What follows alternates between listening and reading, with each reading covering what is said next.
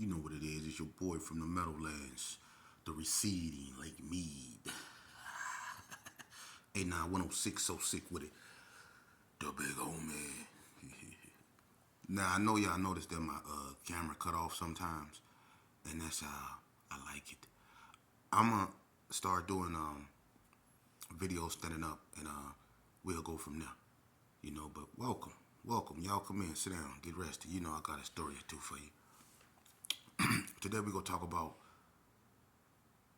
why, let's put it this way, we're going to title this, Why Ye Shall Leave Thy Other People's Stuff Thy Alone. Anyway, this happened, this particular incident, and what I'm talking about is taking stuff from people, okay? And on this day, I remember it was me, Rocket, Pimp, I think Double Dose, a bunch of us about the Little Carry Arms, Dexter, his brother, what's Dexter brother name? Boris and Dexter. It was a bunch of us, about 10 of us, and we was just, just out and about, the little homies, being bad, knocking out people, spray painting on the wall, just being bad. And I remember we was walking down, I think it was Housel. We walking down Borsdem Street, the same street Borsdem stayed on. We was walking down that street, right? Borsdem stayed toward the end in the White House. So we was walking down that street, right? And this old man, well, he was a basehead, but he was kind of older. He was coming up the street, and he had this pillowcase, right? And he was like, at first he was like hesitant, but he was like, "Hey, y'all smoke?" And back then, even though I was so young, I was smoking Newports. Everybody was smoking Newports or some type of menthol, whether it was Benson and Edges, Cools, Newports, Salem's, Dorales, whatever. Everybody was smoking menthol. You very seldomly seen nothing that wasn't menthol. But I was like, hell yeah, we smoke. So old boy bought over there. He had like a bunch of different cartons of all kind of cigarettes, right? So I'm like, damn. When I look in the bag, I see cartons of Cools, cartons of Newports. I see all kind of. I'm like, damn. And so he was like, what y'all trying to do, man? I'm like, what you trying to do? What you want for this? He was like, man, I'm trying to give me something to smoke. You trying to get something to smoke. So instantly I'm thinking, well, we finna take this. And it's like 10 of us too. So we got him. He like in the midst of us. We got him surrounded. You ain't going nowhere. Okay, so we looking all in the bag. Now he like, hey, hold on. Because people taking cartons out and whoop. And he can't keep track of all these hands going up in that bag. So he like, hold on, right? And when he tried to snatch the bag, I fired on him. Bow! And he wouldn't let the bag go. So we whooping him at, we pack. All you hear is fists hitting face in the street. Pap, pap, pap. He wouldn't let the bag go though, right? So we start beating the brakes off on him. Pap, pap, pip, pip, boom, boom, boom, boom. Man, we whooped him. We beat the brakes off that dude out there for them cigarettes. And when we finally get the bag from him, we jet up the street, right? We left him out there rattling the motherfucker. So we go up the street. We go over Boys and Dexter them house, right? We in the backyard. Dexter talking about, hey, y'all keep it down, man. My mama in there asleep. Y'all be quiet. Y'all remember we was in the backyard and you was talking about, shh, don't wake my mama up. And I told you, I said, hey, go turn on the porch light. And you went in the house and you turned on the porch light in the backyard. And we was looking to see what we had, cause I wasn't smoking nothing that wasn't menthol back then. So we had like some Camels in there and stuff like that. So I ain't want none of that. So while we was looking at the cigarettes, right, we was all looking down. Now the way I was angled, I was standing like if you would have come around the corner, I would have been the first person to seen you, because everybody was squatted down trying to get cigarettes, open up cartons, and share cigarettes and stuff like that. So while they all doing that, I'm looking down, and as I look up, when I look up, I see the dude, right? He peep around the corner. And as soon as I look up, we like locked eyes with each other, and he jetted back real fast, right? And I'm like, I know. Now I had bad eyesight then, but it wasn't that motherfucking bad. So look, when I look up and we both see each other, he jetted back real fast, and I was like, whoa, what the fuck was that? So I'm just staring that way now. I'm like, I just know I know I didn't just see nobody just peep around that corner, right? So they down there, they arguing about cigarettes, but I'm staring toward that wall like, I know why I didn't see nobody, just people around this corner, right? So I started to ease toward the door. I don't say nothing, right? Cause I'm like, I'm not sure. I'm like, man, something ain't right. So I'm trying to keep track of what they doing. But I ease toward the door. It's like my limbic system was telling me, boy, you better get to safety. So I was easy toward the door. I ain't say nothing. They remember this. All y'all remember this. All y'all still alive. So y'all remember this. Y'all remember how I eased in the door on y'all and I didn't say nothing? And that dude came, that when we whooped for them cigarettes, he came from around that corner and he had that pole. And I went in the house and I shut the door and I locked it. And all I heard was bing, bing, bing, bing. And y'all was out there, okay. Okay, boom. I heard bing, bing. He would look. It sounded like he was hitting like home runs. Ting, ting, ting. Y'all was out there, and I was trying to keep quiet because I ain't want to wake your moms up. You know what I'm saying? So y'all was twisting on the knob, and it was locked. I locked y'all. I ain't gonna lie. It ain't funny. It's funny now, but it wasn't funny back then, man. Cause he had y'all out there. He looked. It just sounded like somebody was hitting the. You know how we had them clotheslines in the Gerson? It sounded like somebody was hitting one of them clotheslines with a bat. All you heard was ting, ting, ting. He was hitting their ass. He was tearing. They was okay, okay. He wore their ass out with that goddamn pole back there, man. Look, and then when I heard his mama in the house, I couldn't stay in there, so I came back outside. By then, old boy didn't take care of his business. Them niggas was laying out all out there in the grass. They was laying out. Hey, but the way boy was laying out, he was laying, grabbing his reel.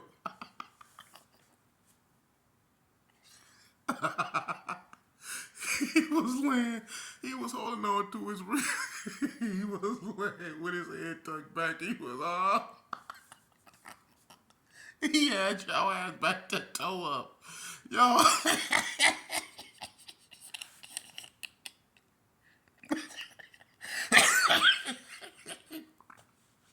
my bad. I ain't mean to do that. But he beat the brakes off y'all ass back there with that pole, man. Let's just keep it real. He beat the brakes. That's why y'all should take stuff from people. Okay, let me say it better. That's why we shouldn't take stuff from people. Because he beat. I know I ain't get it, but I'm pretty sure I got mine some long, down the way. But he whooped y'all ass that night. Yeah, you know. But see, that's the thing about it, being bad and being in the gang, that comes with the territory, you know what I mean? Sometimes when you do stuff, it comes back on you like that, karma, motherfucker. You know what I mean? And I remember another one, Vegas Chronicle, watch this here. I remember another one. I remember we seen, what you call him, putting some gas in his car. He had a white glass house, big lady from 60s. Had a white glass house up over there by AMPM, by that gas station, there by that car wash over there on Cary. And it was me and Drago still, and we seen them up over there, and we was kind of like tripping with the 60s at the time. So we blew on them, you know what I mean? We blew on Big Lady, you know what I'm saying? And we got them kind of out of line, you know what I'm saying? Me and Ghost, and we got down on them. It was me, Ghost, and Lamont Page. We blue, blue, blue, blue, blue, blue, blue, blue, blue, blue, blue, blue, blue. We got that laid, right? So about a week later, I was coming off the block, man. Y'all remember that lady? I forget what street that she stayed on toward the beginning. She used to sell like the chili fries and the hamburgers and all of those stuff up over there on the block. Y'all remember that? I used to go over there and buy food from there. I forget her name, but I used to go buy food from her. And I went and bought me some chili fries from her one time, man. And it was like it wasn't even that. It was like early-ish, like 11, 12-ish in daytime. And I was coming off the block, right? And I crossed the street to go into G's, right?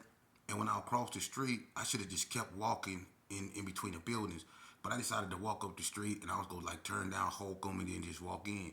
And as I was walking up the street, man, that white glass house hit the corner, man. It's the boy Lay, right? So I'm looking, and I'm like, oh, I know he ain't on. I'm looking, I'm like, he got a blue rag on his head and everything, so I know he on something. And I'm like, oh, wait. I keep my thing with me, you know what I'm saying? So I'm easing for my thing. Man, Lay stuck his head out there and said, what that 60 crip like? And gave it to me.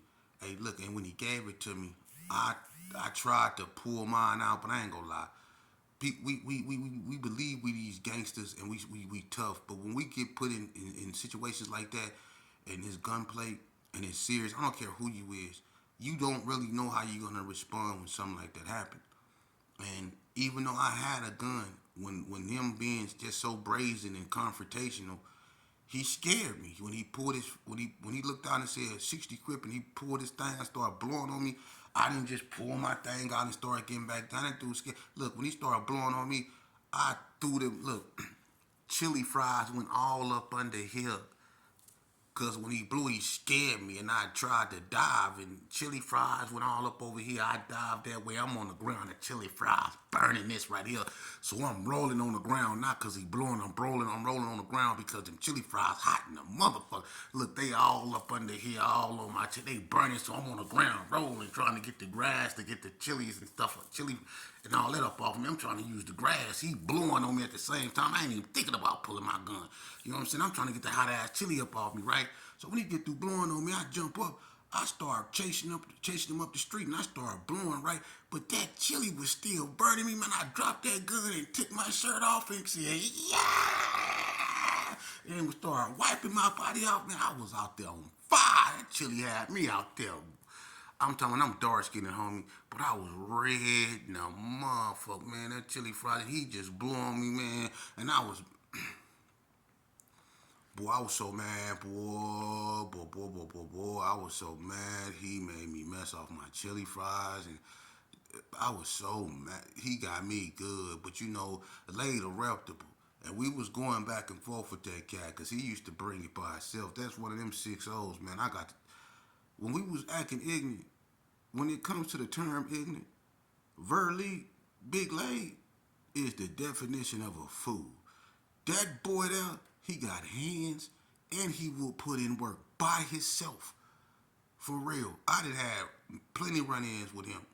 It's a respect thing now. But we done got at each other, man. And that's one thing about him, man. You get at him, he getting back. You know what I mean? And he was a thorn in our side and the block side. That's the block how Big Lay used to come down there and lay shit down. You know what I'm saying? But you know, let's talk about something serious, man. Check this out. You know, from what I hear, motherfuckers getting knocked out by white boys and shit. Man, boy, we done sunk into the bottom of the ocean.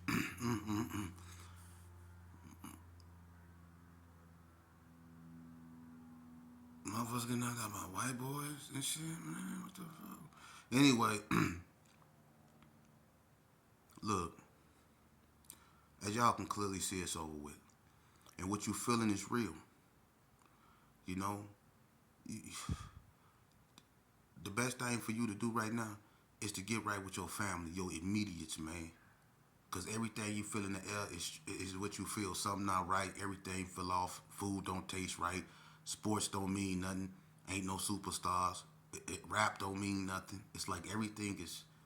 Even weed don't even get you high. It's like everything just over with. And that feeling you have, it is because it is. Everything is over with. What you feeling is on a whole nother level, man. And y'all got to wake up, man. For real. Everything is crumbling around you.